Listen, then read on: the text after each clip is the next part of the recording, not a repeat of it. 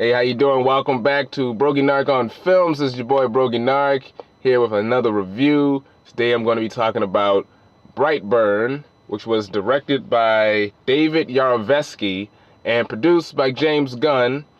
They really want you to know that, and it was written by Brian Gunn and Mark Gunn, who I believe are James Gunn's brothers. So it's a big Gunn family that are putting this one together. This is the first major film that James Gunn's been attached to since he's been reinstated by Marvel. So this was interesting. Now, granted, like I said, this is not one of his directed movies, and it really shows. So if you've seen the trailer or you haven't seen the trailer, check it out because it essentially tells you what the movie is. Brightburn is basically what if when Superman crash land on Earth, what if he, instead of growing up to be a hero, what if he was evil? And that's pretty much the movie. There's no false advertising. It's just pretty much what the movie is. It's evil Superman.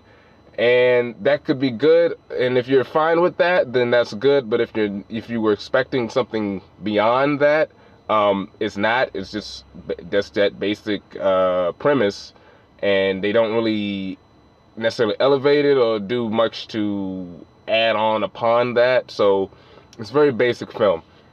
Not a bad film, but it could have done more with the concept, because the concept alone is good, but they could have made it stronger by adding more to it. But that being said, it's a rated R film, and it does get gruesome once the killing really starts.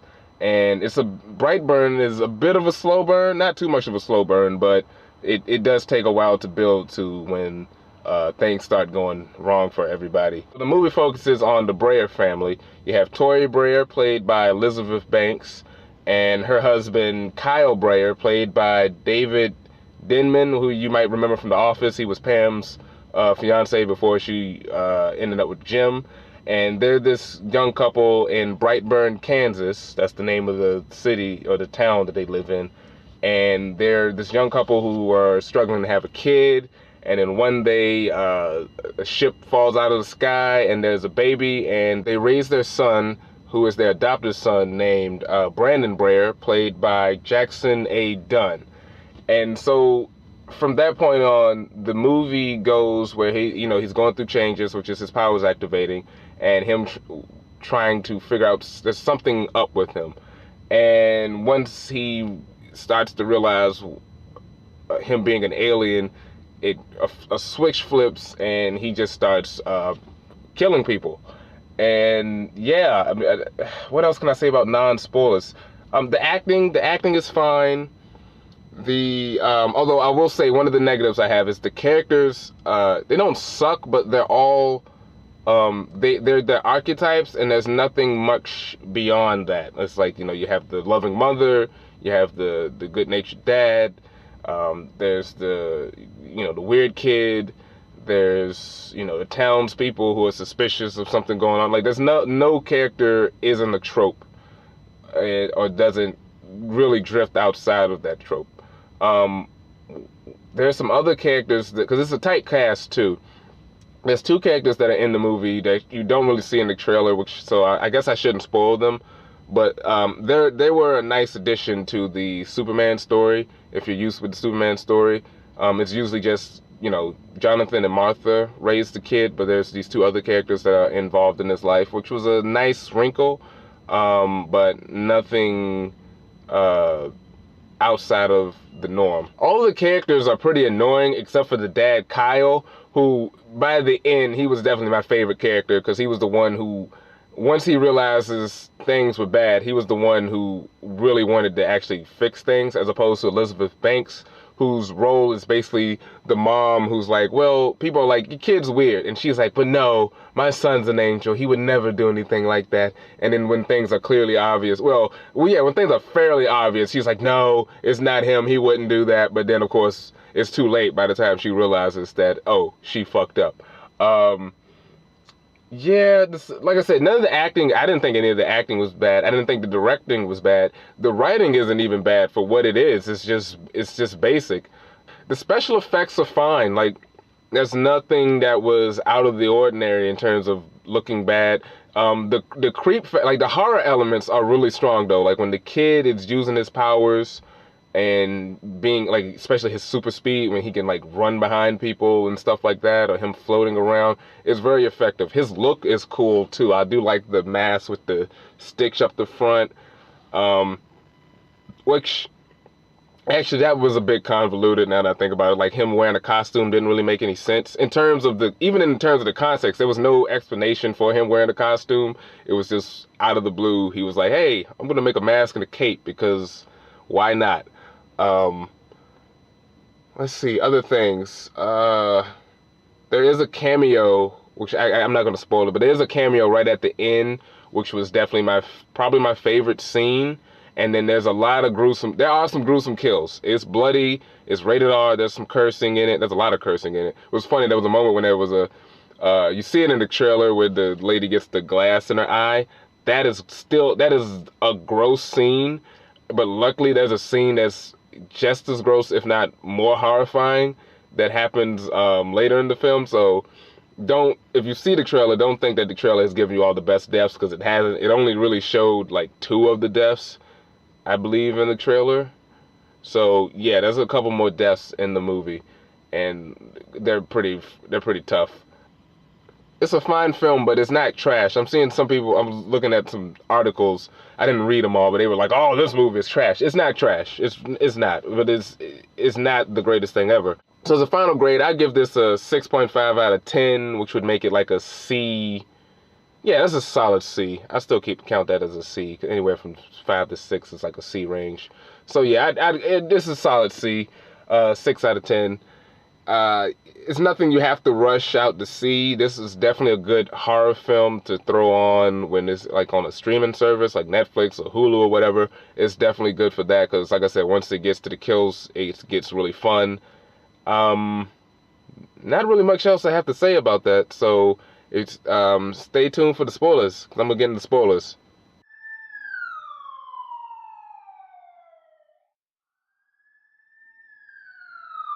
Not gonna go over everything, but there's just certain things I just want to get off my mind. So this will be pretty quick. Like I was saying, the costume was convoluted. He just puts it on. The kid, he is creepy. That kid is creepy, and he was a fine kid. But then, at a certain point, the ship that's in they live on a farm, and the ship is hidden, and there's something in the ship that activates, and it starts interfering with the kid, and it's like he's being possessed by a demon. And he keeps hearing this phrase popping up, and it's this weird growl, and it's this weird alien language. And over time, he keeps repeating it, and then he starts to figure out what it means in English, which basically it means take over the world. Because he kept saying take, and then eventually he realized once he found out he was an alien, because it took him a while before he found out he was an alien. He had a crush on this little girl who was kind of like his Lana Lang.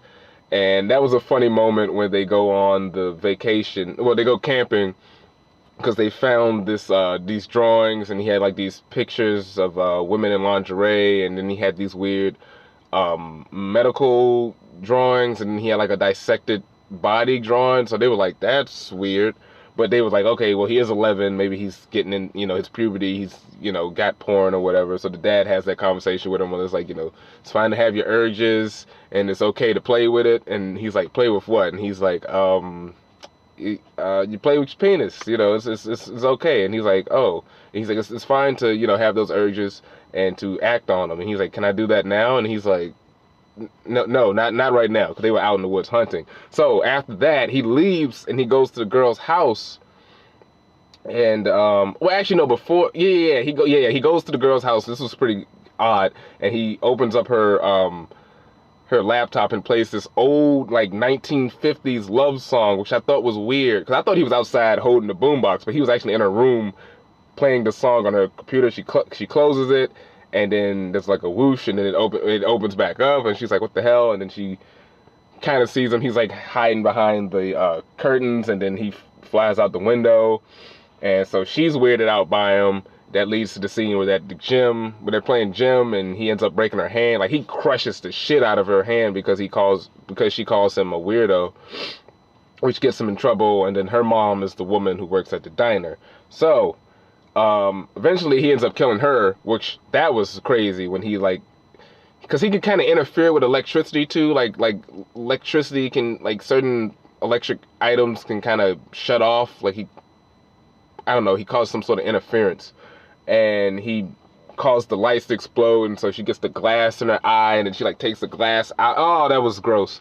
And then he like rips the door, and he like kills her, or she goes missing. So they're like, we don't know what the hell happened, but for some reason he does his logo, which is the thing with the crosses, the X, the triangles or whatever, which she's been drawing a lot. And then he kills her. Oh, so yeah, that's the thing I forgot. So in this movie, besides it just being Jonathan and Martha Kent, he also has his aunt and his uncle, which is the mom's sister, and they were nice. She was his teacher, but she's also his guidance counselor, because he gets into trouble. He gets suspended for some days, and then for breaking the girl's hand, and he has to go through guidance counseling with his aunt. And that was a different take by adding those two characters. And then after he kills the lady, after that lady goes missing, who does he kill next? I think he kills the oh yeah, that's the thing where he kills the chickens at the farm, which was weird. And like the dad's like, okay, I think Brandon just killed our chickens, and the mom's like, nah, it was the wolf. Our son would never do anything like that. And he's like, the chickens are, A, the door is ripped off. Wolf can't rip off the door and the lock. And B, the chickens' heads are all cut off. They weren't like bitten into. Their heads were ripped off. The kid was just here like 2 hours ago looking at them. I think he did something. And she's like, no, he wouldn't do anything like that. And so the dad's like, I don't know. So then there's the thing where he's hanging with the uncle. The dad's hanging with the uncle, and then he was in counseling. The aunt was like, look, I gotta write this report, and then I have to give it to the police. So he shows up at her place, fucking around at her house, and she's like, what are you doing here? And he's like, well, I know you said you had to give the report to the police, but don't do it. And she's like, all right, this is weird, go home. And so the husband, he comes back from drinking, and he goes upstairs, he's brushing his teeth, and the kid was like hanging out on the wall in the corner, and he swooshes out, and the guy's like, what the fuck was that? And then he sees the kid, and he's like, oh, I'm taking you back home. And then he just starts, he like throws him into the garage. So the uncle gets in the car, and he's trying to drive away. The kid like bum rushes the car, so it's not working. And then that's when he sees him floating, and the uncle's like, I don't know what the hell is going on. So the kid lifts up the car.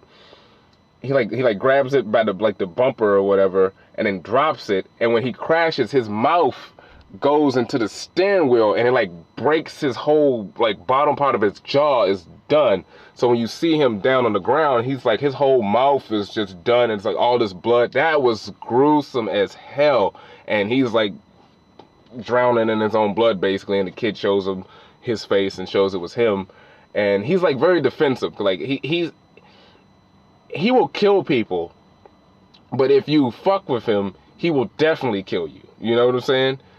Because I was kind of hoping maybe they could have did it more like not Andre the Giant, the Iron Giant, where it's like he's like docile, but then when you mess with him, he has this defense mechanism, which they kind of did. But then there are moments where he just goes out on his own, just starts killing people, or fucking with people just because. Because it seemed like he was defensive at certain moments, but then of course once you find out that he was like sent to destroy the world, then that's what he does. So after that, the dad is like, look, this kid is evil. He killed my best friend. And then there's the moment where they tell him like, hey, your uncle's dead. And he's like, oh, yeah, sorry to hear that. And he's just eating the food. Like, he had those moments where he just had zero emotion. Like, he seemed like a normal kid, but then once that ship got into him, all his emotions ceased, really. And so after that, the sheriff starts to realize that, hey, the logo actually looks like two B's, which I didn't realize, but yeah, because his name is Brandon Breyer, or Breyer, and they're like, I think, and like he keeps painting, obsessively drawing, and like he like paints the logo in blood at the different murders. Well, he did it at the uncle's murder, and then he like carved it into something at the diner lady's murder, and then he also like I don't know, he had like ice breath or something, but it got cold and he like wrote it in the fog on the window. So the dad decides, you know what? Oh yeah, he threw the dad through the door. Didn't kill him. He like threw him through the door. The dad comes up with an idea. He's like, hey, let's go. I'm gonna go take him out in the woods. We're gonna go hunting. And of course, he basically was gonna do what I thought he was gonna do. He basically tried to pull an old Yeller where he had the gun. He tried to shoot the kid in the head, which didn't work. And of course, he fucked up after that. And this he's running, and the kid like puts his costume on, and he I think he broke his hand. I know he took the gun out of his hand, and he was like, "Oh, I'm sorry, man." And he just basically like laser beamed him through the fucking face, like he just laser beamed him in the eyes, and then the beam just blew his head up, which was, whew, that was gruesome. So at this point, the mom is still in denial, and then she goes up to his room and she sees the drawings, and for some reason the kid like drew all of the different murders he did. Like he literally had like a storyboard for every murder he committed. He had a drawing of it. I'm like, why do that? But like I said, he doesn't need to be that smart because nothing can stop him. Well, nothing except for his spaceship, because earlier we find out that his ship, whatever metal his ship is made out of, it can actually cut him. So after that, she's calling the dad, and she's like, and the kid answers, and she's like, where's dad? And he's like, he's gone. And she's like, he's gone where? And she's like, the kid's like, he's gone, like, you know what this is. And then he crushes the phone, and she's freaking out, and the kid's just breaking in through the house, and she like runs, and he like flies through the house in front of her trying to kill her, and she tries to call the cops. The sheriff shows up, and literally he gets out of the car, and he's like, follow my voice, come to my voice. And she's running towards him, and he's like, look, we're gonna get you out of here. Then boom, the kid just flies right through him, and he's done. He's demolished. It's like gore everywhere. It was a nice shot where it shows the trail of where he was dragged and had his body explode. And then there was the other cop lady that was there, and that was a cool shot where like she's hiding under the bed, but the camera's kind of turned, and you can see her in the background getting thrown around through the hallway. That was a good shot. Like I said, there's some nice shots in this film. So after that, she gets out of the house and she runs into the barn, and she goes down to the little basement area. She gets a piece of the fragment off the ship to use as a shank, basically. But down in the basement area is the Erica, the waitress, and her body is like pinned on the wall, and like her stomach is cut open, like the dissection photos he was looking at which I didn't get that. I didn't get why he decided to dissect this woman, but he did. It was weird. So she tries to talk to him, and she's like, oh, you know, I love you, and blah, blah, blah. And so she goes in for the hug, and she's dragging this out, and she's about to stab him, but of course, she took too damn long, and he blocks it, and he's like, oh, I thought you were different, or something like that. But this is kind of funny. He does the thing that Superman does a lot, where he grabs someone, and then he flies them through the ceiling and busts through the ceiling, only because he's shorter, the mom's head kind of hit the ceiling first, so she's bruised up, and he flies her up into the atmosphere, and then just drops her, and she falls to her death. And he looks over, and there's a airplane, a carrier plane, passenger plane is flying towards him. And this is like all at night, and then it cuts to the next morning, and the plane has like crashed through the house. Well, the whole house was already messed up, but like there was a plane crash in Kansas, and there's no survivors except for the 12-year-old kid who lived at the house, and he's there with the EMTs and the ambulances, eating the cookie and shit, while all these dead bodies are there from the plane crash, and his parents are there too, which is their explanation for how they died. Although I guess he dragged the father's body back there. So that's the end of the movie. The kid, he exists, and he's just killing people.